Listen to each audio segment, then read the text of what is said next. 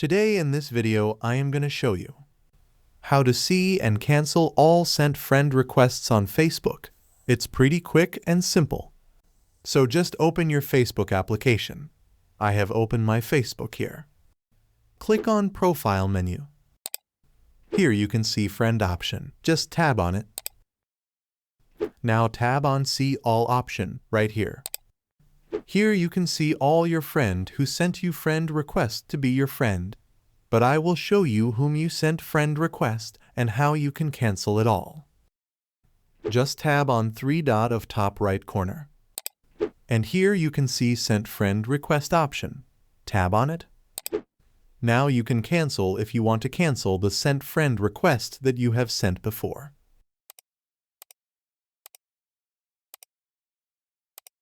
That's how you can manage or cancel sent friend request on Facebook. Thank you.